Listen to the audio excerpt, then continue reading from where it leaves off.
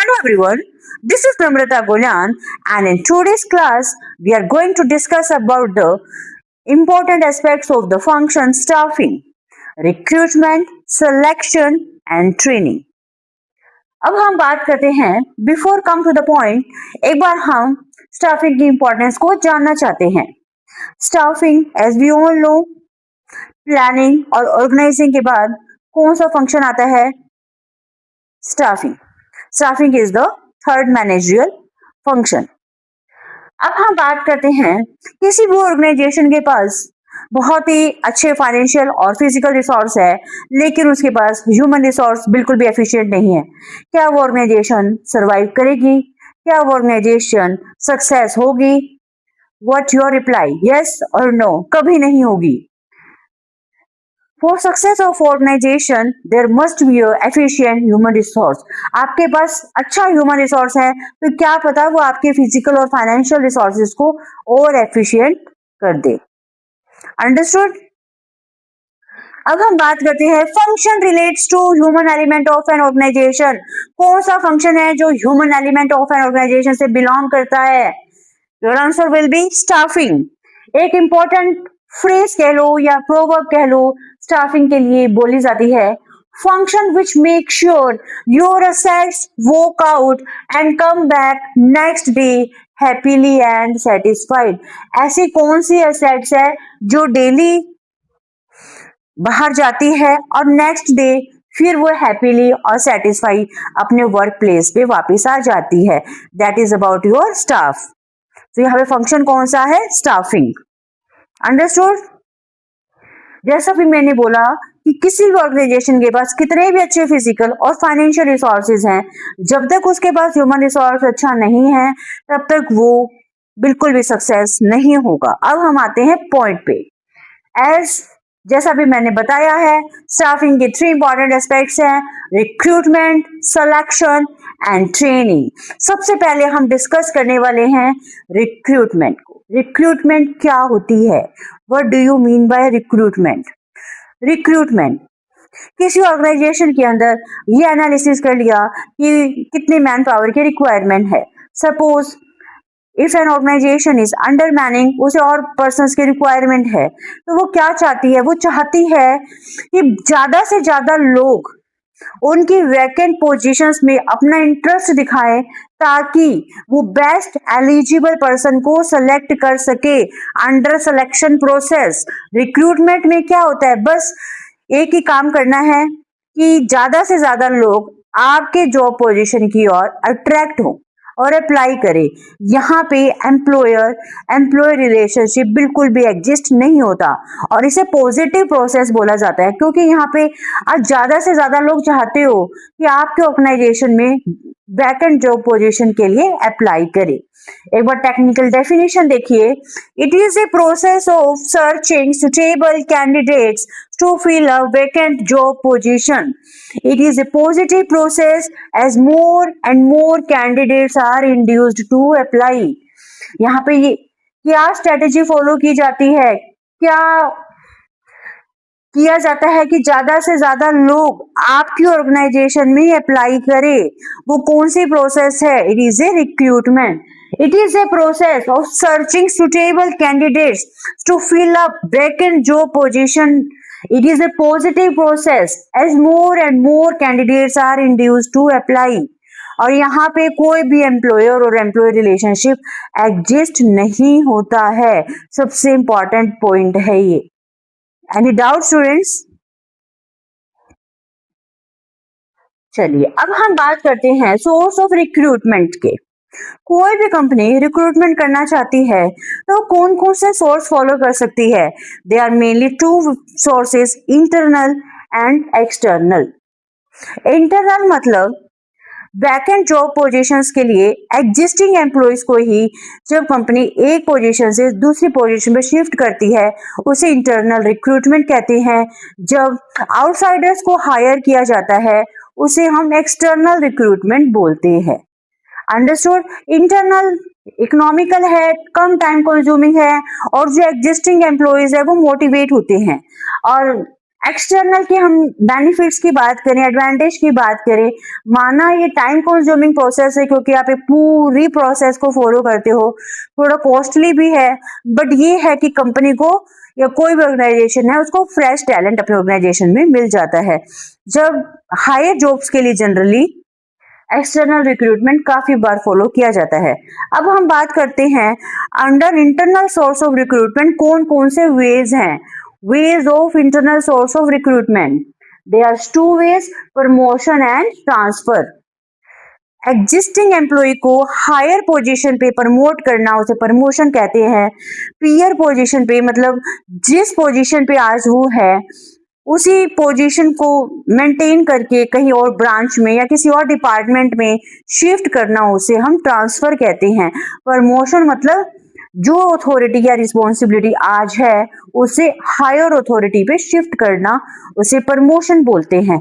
अब हम बात करते हैं modes of external source of recruitment. First is the direct recruitment. Under direct recruitment ये जनरली अनस्किल्ड वर्कर्स के लिए फॉलो किया जाता है। फैक्ट्री गेट पे नोटिस चिपका दिया जाता है और वहां पे वॉक इन इंटरव्यू या वैकेंसी के बारे में मेंशन कर दिया जाता है। Second is the casual callers. Organizations applicants की लिस्ट को मेंटेन करके रखती है क्योंकि सेलेक्ट तो सब होते नहीं हैं, तो जो रिमेनिंग एप्लीकेंट्स हैं जिनके हायर रैंक्स होते हैं तो उनको कंपनी कॉल कर लेती है, उसे हम कैजुअल कॉलर्स कहते हैं। Third one is the advertisement. ये सबसे पॉपुलर मोड है एक्सटर्नल सोर्स ऑफ रिक्रूटमेंट का। एडवर्टाइजमेंट आप टेलीविजन में भी शो कर सकते हो, वेब पब्लिशिंग में कर सकते हो, न्यूज़पेपर्स में शो कर सकते हो, अपनी वैकेंसी के बारे में एडवर्टाइज करना। अंडरस्टूड? माना आपको बहुत ज्यादा स्किल लोगों की जरूरत है तो आप नेशनल या इंटरनेशनल लेवल पे अपना एडवर्टाइजमेंट दोगे, और आपको कैजुअल वर्कर्स की ही जरूरत है तो आपका रीजनल न्यूज़पेपर में एडवर्टाइजमेंट से भी काम चल सकता है। Employment exchanges. एम्प्लॉयमेंट एक्सचेंजेस में क्या होता है कि जो पीपल्स होते हैं अपना सीवी एम्प्लॉयमेंट एक्सचेंज में सबमिट करते हैं, वहां से कंपनी एम्प्लॉयमेंट एक्सचेंज में कॉन्ट्रैक्ट करती है कि हमें ऐसे ऐसे लोगों की जरूरत है, तो वो वहां से स्क्रूटनाइज करके उनके पास एप्लीकेशन फॉरवर्ड कर देते हैं। Next one is the placement agency. Placement agency आप ये कह सकते हो it is work for outsourcing. Company के लिए वो आउटसोर्सिंग का वर्क करते हैं। कंपनी को प्रेशर नहीं है कि वो कैसे लोगों को हायर करे। प्लेसमेंट एजेंसी अपने आप सुटेबल पर्सन से कॉन्ट्रैक्ट करके कंपनी को मीटअप करवा देती है। कैंपस रिक्रूटमेंट ये आजकल बहुत ज्यादा ट्रेंडिंग है इंजीनियरिंग और एमबीए जॉब्स में। जब कंपनी चाहती है कि उन्हें फ्रेश टैलेंट मिल जाए, न्यू टेक्नोलॉजी के बारे में वो ग्रेजुएट्स को चाहते हैं, तो वो कैंपस प्लेसमेंट को ज्यादा प्रेफर करते हैं। Recommendation from employees. अपने एग्जिस्टिंग एम्प्लॉइज को मोटिवेट करने का भी एक तरीका है और बहुत ज्यादा सर्च नहीं करना पड़ता। एग्जिस्टिंग एम्प्लॉय सजेस्ट कर देते हैं about their families, about their friends, about their knowings. ठीक है, उसमें से कंपनी को लगता है कि हम रख सकते हैं तो वो उनको हायर कर लेते हैं। लेबर कॉन्ट्रैक्टर ये भी ऑब्वियस है, अनस्किल्ड लोगों के लिए ये, वर्कर्स के लिए ये लेबर कॉन्ट्रैक्टर। लेबर कॉन्ट्रैक्टर जो लोग किसी और एसोसिएशन से जुड़े होते हैं उन्हें बोल दिया जाता है, जिसे हम दिहाड़ी या बदली मजदूर बोलते हैं, तो वहां पे ये स्ट्रेटेजी फॉलो की जाती है। लेबर कॉन्ट्रैक्टर, उसके अंडर बहुत सारे लेबर्स होते हैं, जैसे जैसे कभी कभी जरूरत होती है तो वो कंपनी के अंदर काम करने के लिए भेज देते हैं। आपको यहां तक कोई डाउट है?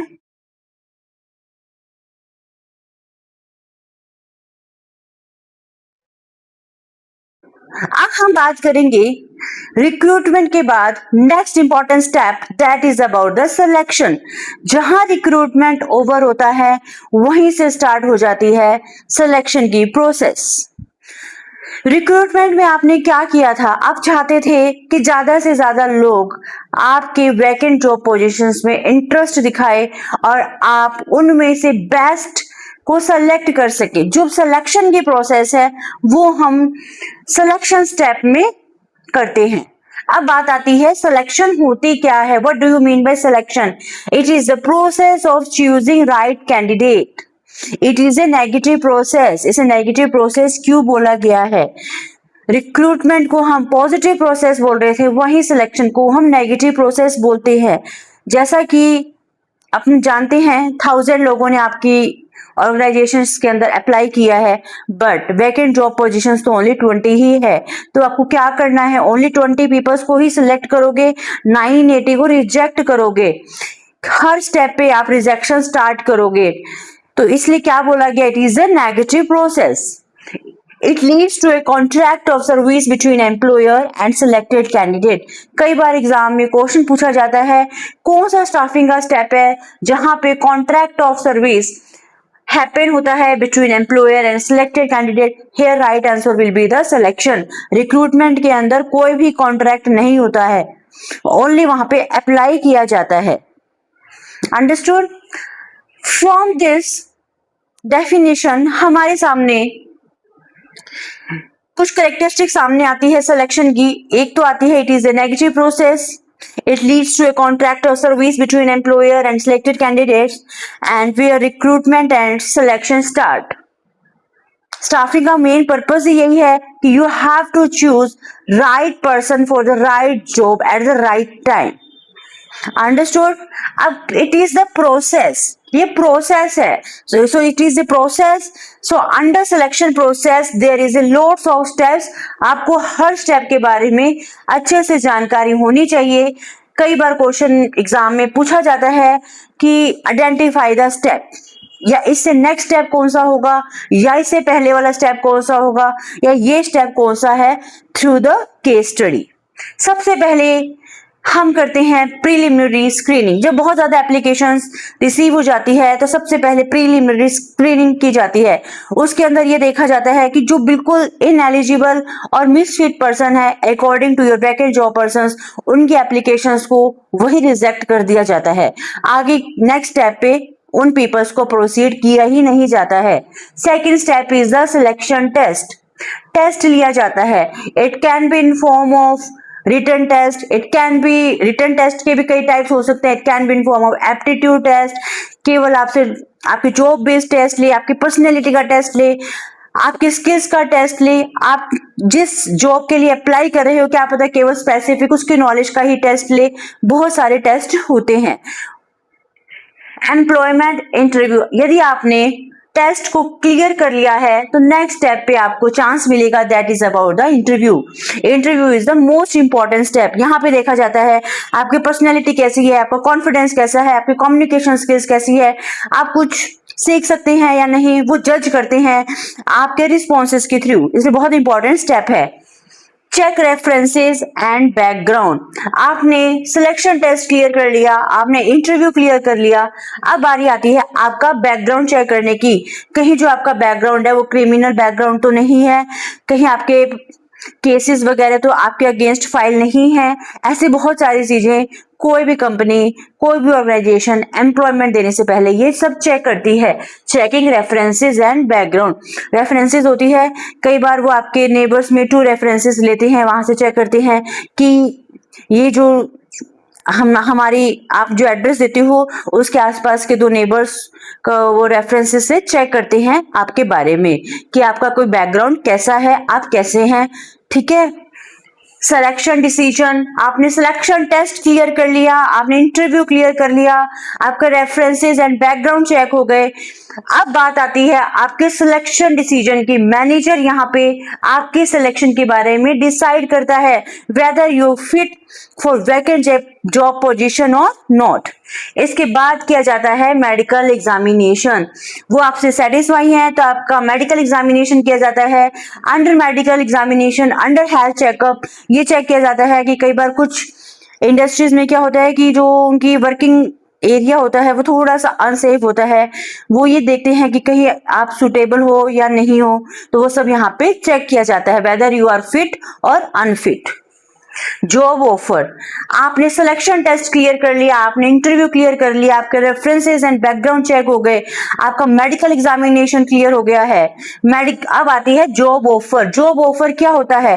अंडर जॉब ऑफर आपको कंपनी की policies, terms, conditions, salary, incentives, इन सब के बारे में बताया जाता है। About the working hours, everything आपको जॉब ऑफर लेटर के अंदर प्रेजेंट होती है, मेंशन होती है। अब देखना है कि आप उससे एग्री हो या नहीं हो। If you agree then we move to the last step, that is the contract of employment. If employer and selected candidates both agree to each other, तो कॉन्ट्रैक्ट ऑफ एम्प्लॉयमेंट फॉर्म हो जाता है। यदि selected candidate ने company की policies, job offer letter की सारी conditions को एक्सेप्ट कर लिया है, तो क्या होगा? Then there will be a contractual relationship between employer and selected candidates. Students, आप एक बार प्रोसेस के स्टेप्स को दोबारा ध्यान से देखिए, बहुत इंपॉर्टेंट है। प्रिलिमिनरी स्क्रीनिंग की जाती है सबसे पहले, उसके बाद सिलेक्शन टेस्ट होता है। सिलेक्शन टेस्ट बहुत टाइप की होती हैं, एम्प्लॉयमेंट टेस्ट, साइकोमीटर टेस्ट, कोई आपकी स्किल को टेस्ट करता है, कोई आपकी जनरल एबिलिटी को चेक करता है। They are so many test. 12th class में जो टेस्ट है वो बहुत ज्यादा डीप नहीं है। यदि हम हायर लेवल पे स्टडी करते हैं तो वहां पे टेस्ट को थोड़े डीपली स्टडी करना होता है। टाइप ऑफ टेस्ट की बात मैं कर रही हूँ। एम्प्लॉयमेंट इंटरव्यू, यहाँ पे आपकी पर्सनैलिटी के बारे में, आपके कम्युनिकेशन स्किल के बारे में, ये जनरली 1-to-1 या कह लो फेस टू फेस होता है। Check references and background. Then after these 3 important steps आपका सिलेक्शन डिसीजन लिया जाता है, मेडिकल एग्जामिनेशन कराया जाता है, फिर आपको जॉब ऑफर की जाती है। और जब आप जॉब ऑफर का लेटर एक्सेप्ट कर लेते हो तो आपका कॉन्ट्रैक्ट ऑफ एम्प्लॉयमेंट फॉर्म हो जाता है between you and your employer. आपने अपनी ऑर्गेनाइजेशन के लिए सबसे पहले क्या काम किया था? इंटरेस्टेड कैंडिडेट से एप्लीकेशंस मंगवाई थी किसी भी तरीके से, चाहे वो ऑनलाइन थी या ऑफलाइन थी। देन आपने बेस्ट पर्सन को अपने राइट जॉब के लिए सेलेक्ट किया था। अब आपका काम है उन्हें ट्रेन करना, ट्रेनिंग देना। ट्रेनिंग क्या होती है? सम टाइम ट्रेनिंग इसलिए दी जाती है कि थ्योरेटिकल नॉलेज है वो प्रैक्टिकल नॉलेज में आप उसे अप्लाई कर सके। अंडरस्टूड? एक बार आप देखिए ट्रेनिंग की डेफिनेशन क्या होती है। Training is the process of improving the knowledge, skills and abilities of employees. यहाँ एम्प्लॉइज का मीनिंग है एग्जिस्टिंग एम्प्लॉइज भी हो सकते हैं और न्यू एम्प्लॉइज को तो ट्रेनिंग दी जाती ही है, so they can perform their present job effectively. Main word है जब प्रेजेंट जॉब के रिगार्डिंग ट्रेन किया जाता है वहां वर्ड ट्रेनिंग यूज करते हैं। इफ प्रेजेंट जॉब की जगह फ्यूचर जॉब के रिगार्डिंग नॉलेज दी जाए वहां पे हम डेवलपमेंट वर्ड यूज करते हैं। Training is regarding present job, it is a job oriented. Understood? Training के बेनिफिट्स क्या हैं? एम्प्लॉय की परफॉर्मेंस इंप्रूव होती है, उस ऑर्गेनाइजेशन में इफेक्टिवनेस आती है, प्रोडक्टिविटी इंक्रीज होती है, एक्सीडेंट्स रिड्यूस होते हैं, सुपरविजन रिड्यूस होता है। There are so many benefits. जो आपने अपने लाइफ में थ्योरेटिकल नॉलेज की स्टडी करी थी, सिर्फ अपनी बुक्स में तो इंस्टीट्यूट ज्वाइन करती हैं तो थ्योरेटिकल नॉलेज ही गेन करती हैं। For practical knowledge we have to go for trainings. Understood? For training, there are 2 types of method: on the job method and the off the job methods of training. On the job methods of training का मतलब है employ को work place पे ही train किया जाता है, उसे हम on the job training method कहते हैं।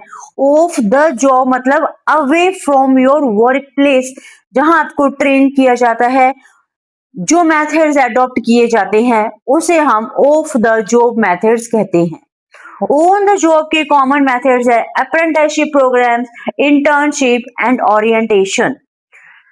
अप्रेंटिसशिप प्रोग्राम क्या होते हैं? ये स्किल बेस्ड जॉब से रिलेटेड है। यहाँ पे एक मास्टर ट्रेनर होता है, वो अपने अंडर एम्प्लॉइज को ट्रेन करता है। सबसे पहले वर्कर्स या एम्प्लॉयज उन्हें ऑब्जर्व करते हैं, धीरे धीरे वो सीखने लगते हैं।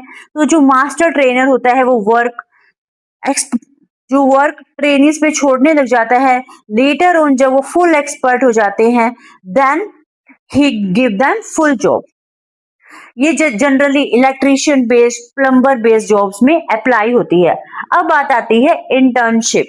ये प्रोफेशनल इंस्टीट्यूट्स और कॉर्पोरेट सेक्टर के बीच में एग्रीमेंट होता है।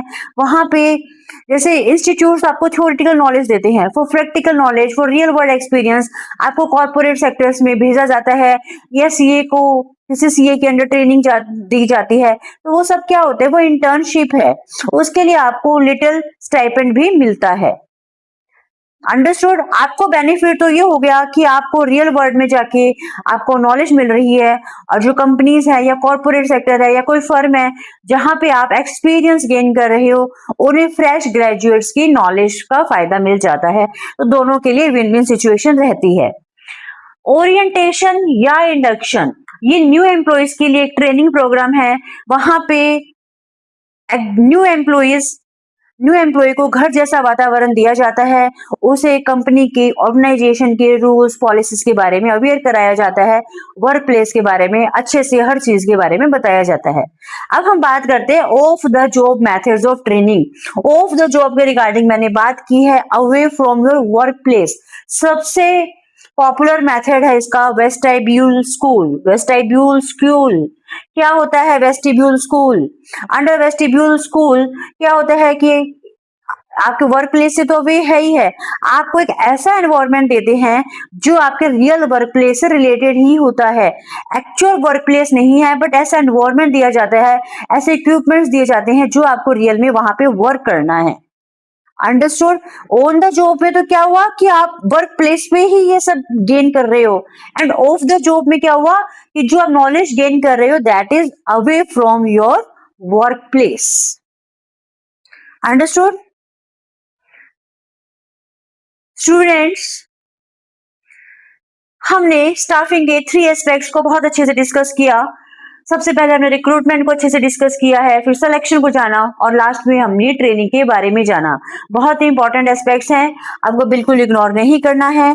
कहीं भी कोई भी प्रॉब्लम हो आप मुझे मैसेज कर सकते हैं। Thank you students. I hope आपको आज की क्लास बहुत ही अच्छे से समझ आई होगी, and you will surely cooperate me in the future too. Thanks again and bye bye.